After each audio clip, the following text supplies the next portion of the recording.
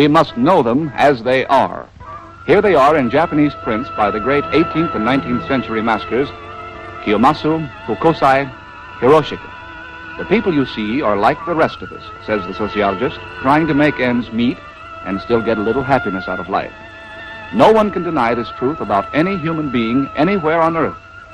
However, differences crop up in human behavior the world over, and our immediate job is to uncover and interpret the Japanese differences, as well as the overall similarities as they appear in Japanese motion pictures made in the decade prior to 1941.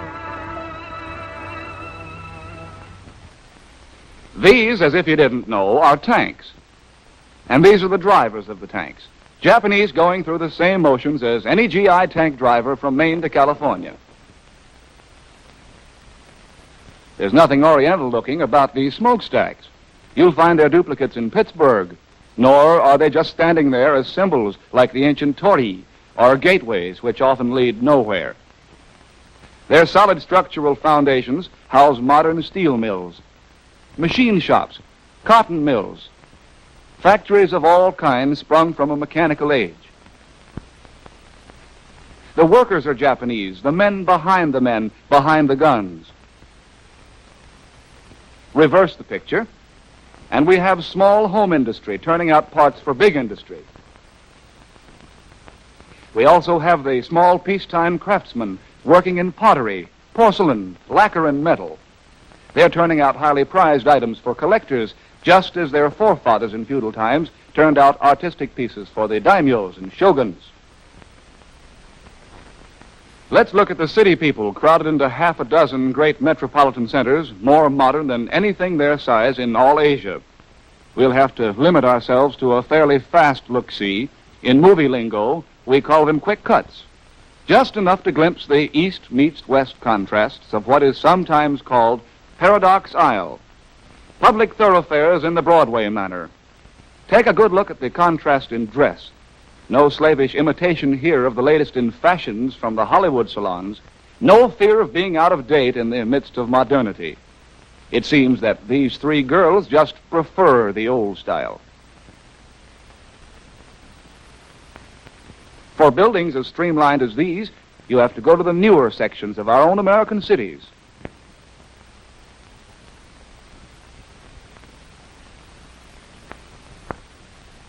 And here's a mixed group of citizens giving further evidence of the old and the new standing side by side, sometimes in the same person. Look at the kimono combined with the slouch hat. And here's another gentleman in evening attire. Wait, let's hold that frame. A kimono topped by a derby. To pursue the same line a little further, we follow a couple of young men in Western clothes right to their door, and off they come. Entering the house, they sit down as is. In some cases, the westernized gentleman may change from his office clothes to Japanese dress.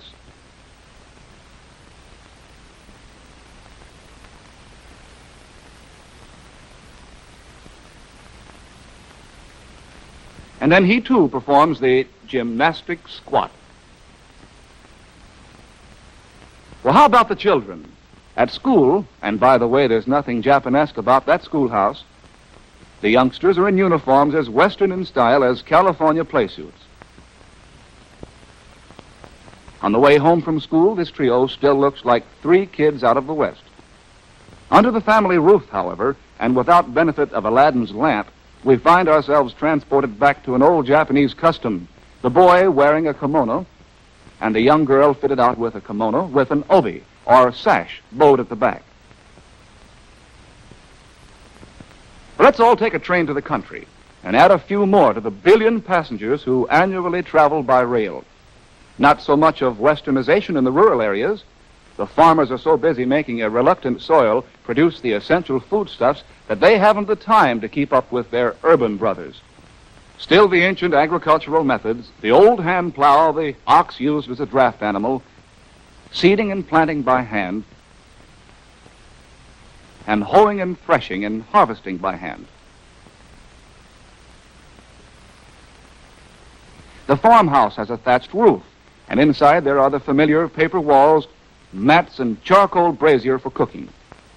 The brazier also supplies warmth if they cover it with a blanket and hug it close enough to choke it.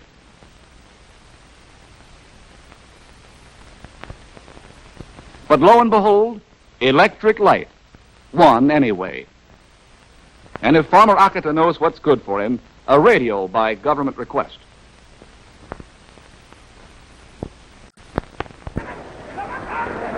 To get back to the cosmopolitan crowd, the Japanese were wrestling fans even in ancient times. The professional wrestlers are invariably mountains of flesh. The traditional rules demand certain opening gestures, which are said to have a religious significance. In any case, the boys have an opportunity to display their manly attractions.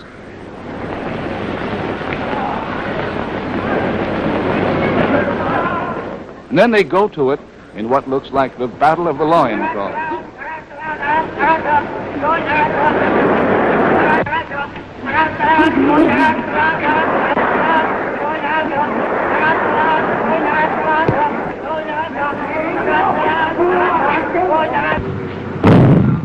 Jiu-jitsu, or judo, is another time-honored contest, but brain counts more than brawn. This more aristocratic sport, and fencing, known as kendo, are practiced primarily as exercises in mental and physical discipline.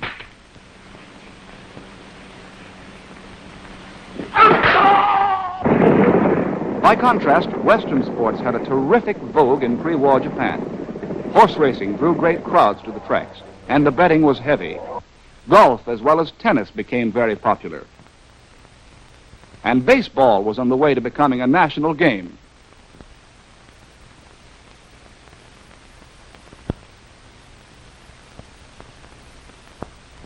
Movies made in Hollywood were in great demand, especially in the big cities.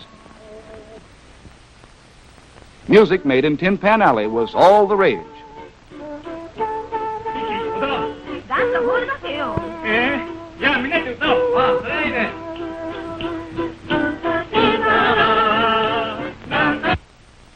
Nightclubs featuring hot bands had an enthusiastic following.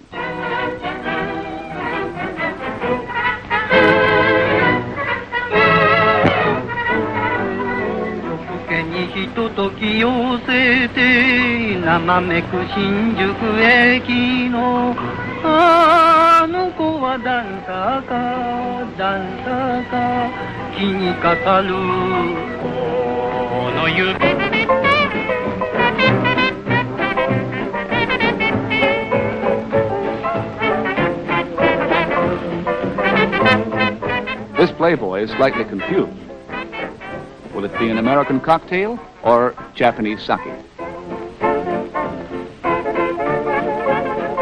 Would it be some hot licks from Dixieland or the plucked strains of a geisha's shamisen?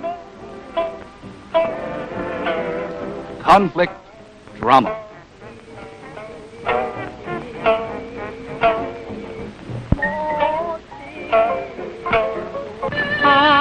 A night scene that could have been dreamed up on a Hollywood soundstage. Let's listen.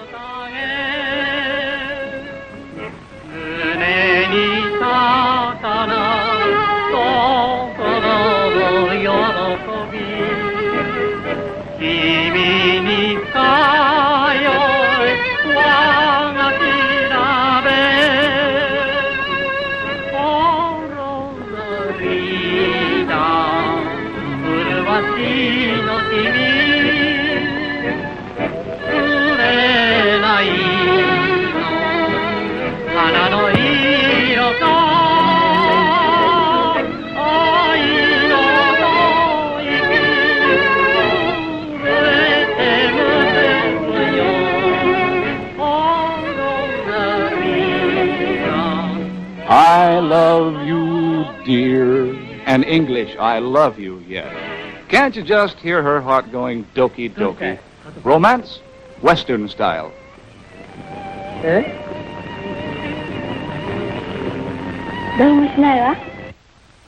Danceland, taxi dancers waiting for a come-hither nod from the stag line.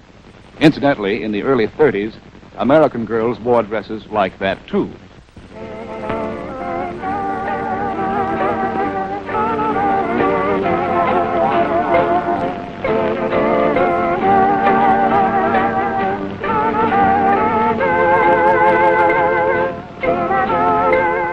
Shall we dance?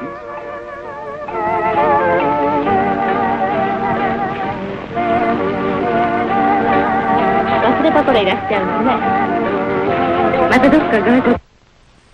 And now to put the accent on the obvious contradiction. There were, at the height of the craze for things Western, the old dance form.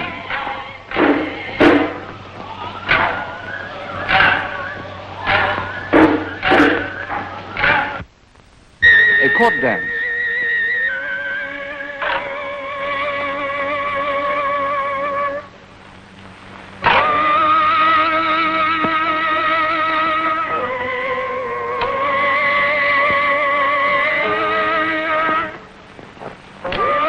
The dance of peace.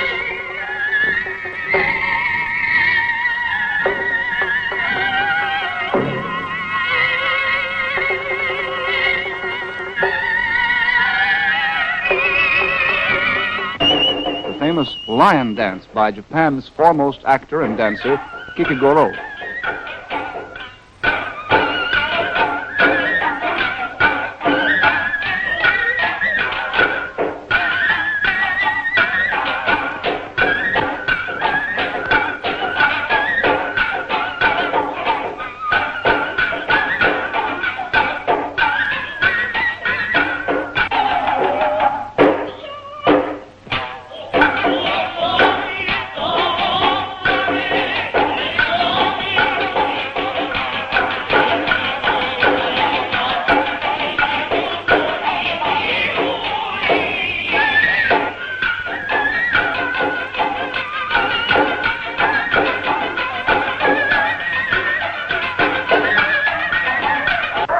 There were the kabuki theaters of the 16th century type popular drama.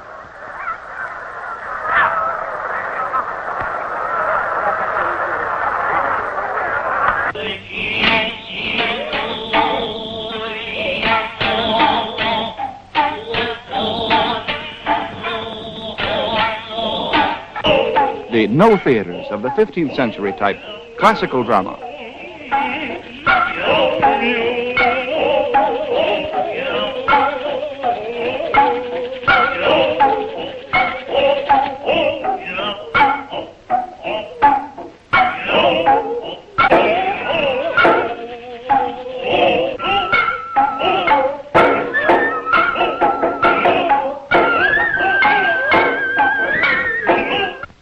Our cartoonist was assigned the task of summarizing what we've seen so far in one symbolic drawing. Apparently he's confused. Not that I blame him. If we go back in history, we find that this seeming confusion is an old Japanese custom. Since 552 A.D., Japan has periodically selected choice items from Chinese culture in the same way that she adopted the techniques of the Western world since 1868. It was always selection calculated to reinforce the main channel of Japanese thought and feeling, not to alter its direction. But now our East meets West cartoon is beginning to take shape. That's it. The Japanese design for living, old Japan remaining intact at its core, and new Japan supporting it with the latest technical devices for increased strength and control. Such internal resistance to change in the midst of innumerable external changes calls for a steady, conscious plan shared by an entire nation. Let's look at this plan on Japanese film. Well, this is not the Garden of Eden, lush with the bounties of nature. This is a Japanese garden, planned in every detail to the very size, shape, and color of the pebbles. The Westerner may criticize its artificiality. The Japanese finds in it an expression of his need for correct composition, as in an art form. Pre-war visitors who held with Whistler that art is an improvement over nature invariably fell in love with the Japanese. Even the trees are molded to conform to the general plan. Limbs are bent and cut short, roots constricted. Sometimes to create the impression of constantly blowing winds, at other times to frame the passage of heavenly bodies. Each garden is the world in miniature, with its hills, valleys, mountains, waterways, and bridges. A world neatly arranged and under control. Upon entering a house, we may find ourselves in a 6 or 8 mat room, each mat, or tatami, being precisely 6 feet long and 3 feet wide. The room is as devoid of clutter as a hospital room, and as clean. No heavy furniture or dust-gathering whatnot shelves loaded down with bric-a-brac and gewgaws. No framed photographs of Uncle John, whom everybody loved, or Aunt Jenny, who thought she knew it all. Instead, a tidy alcove or tokonoma, 1 mat long, with a raised shelf on which may rest a treasured object, perhaps a vase holding a bouquet of flowers or a spray of foliage arranged according to specific rules. On the wall above are hanging scrolls, or kakamono, on which a painting or artistic specimen of calligraphy may be mounted. Restraint, appropriateness to the point of displaying special flowers to conform with a flower calendar. Order of a kind prescribes for the dinner tray a particular dish for a particular food.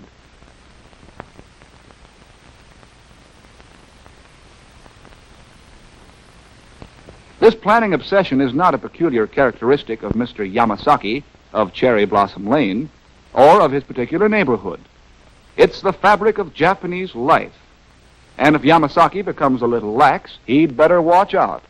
The police will be around to inspect his dwelling for cleanness at least once a year. Good evening, Mr. Hayashi. Have a seat. Don't mind if I do. At his age, there's nothing to it. His shoes are outside in the vestibule. The floor cushion or zabuton marks the spot. And that ballet routine with the feet tucked under his nether extremity was knocked into him when he was knee-high to a rice shoot. Sitting just so, known as shanto, is only the beginning. And then comes the well-known tea ceremony. Both men and women indulge in this elaborate ritual for serving tea. It's a must for the well-brought-up Japanese girl. The ceremonial discipline is so exacting that the very sleeves of the kimono must move in the right way. Observe the delicate touch, the subtle wrist movement.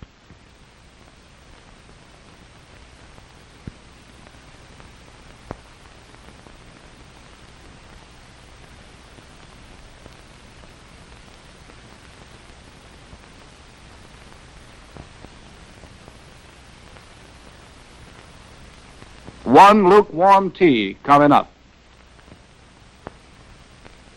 Madame Chrysanthemum knows her P's and Q's when she enters a room. She kneels, slides the door open, stands, passes through, kneels, slides the door shut, stands. Entrance music, she's in. Religious custom in Japan is seldom the devotional act that it's apt to be in the West. The Japanese wash their mouths and hands, approach the shrine, either ring a bell or clap their hands to attract the god's attention, make a statement of fact or intention, or at times a specific request. The woman on view may merely be saying, "I'm going to take a trip to Yokohama tomorrow." In the home, this boy is about to begin eating, but reminded of his duty to his dead mother, he lays a food offering on the altar, bows, and hastily gets back to his own rice.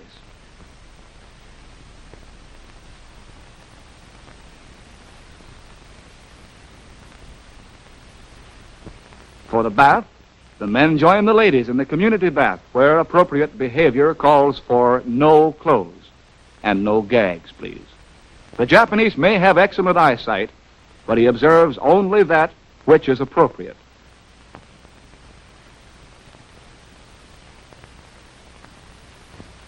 The theater is often said to be a representation or imitation of life. If true, the Japanese theater gives every evidence that Japanese life is planned in the minutest detail. Each performance is a tour de force, a concert by virtuosos. The audience probably knows the plot by heart, as we may know a symphony by Beethoven. The actor may adjust his kimono, and the audience, in a fever of expectancy for this very movement, goes into ecstasies over the perfection of the gesture.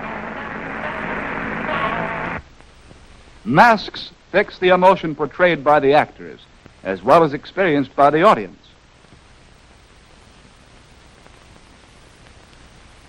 When masks are not in use, the makeup is heavy enough to function as a mask.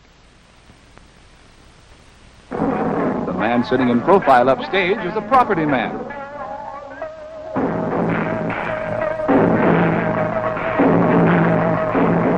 He and his aides are in constant attendance on both the actors requiring a change of costume and the business of the drama in the shifting of props. They are seen by the Japanese audience, but of course, not observed. With your kind indulgence, we shall now see, but not observe, a fade-out and a fade-in. You can look now on a Japanese version of Jacob's Ladder. The legs on the top step belong to the emperor. The rest of him is hidden from profane eyes. Those pictured on the steps below him represent the 73 million. In addressing the emperor, that is a reasonable facsimile of same, the Japanese says heika, meaning beneath the throne, thereby placing himself visually on the ladder and leaving no doubt as to where he stands. Keeping this ladder relationship firmly in mind, let us dissolve to a more exact symbolic representation. The Mikado is still top man, but the pyramid of ladders coming together as one beneath the throne comprises as many ladder positions as there are Japanese. Every individual is above or below somebody else, who in turn has his own ladder position relative to other somebodies. Caught by public pressure from above and below, he does what the plan expects of him, and as a result, the whole ladder structure is kept in balance. This has been going on from generation to generation, from the sun goddess down to Grandma, whose death automatically entitled her to join the March of Gods. I could say take a bow, but that isn't the way the little folks feel about it. Child bows to adult. Woman bows to man.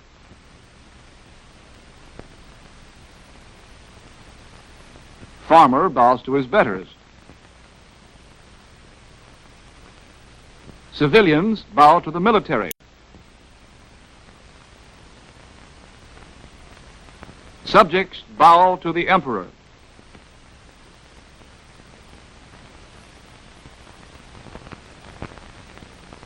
If it's the honorable Son of Heaven driving by, all the upper floors of the buildings along the royal route are closed, and everybody comes down to make his obeisance below his exalted presence. This is literal ladder behavior.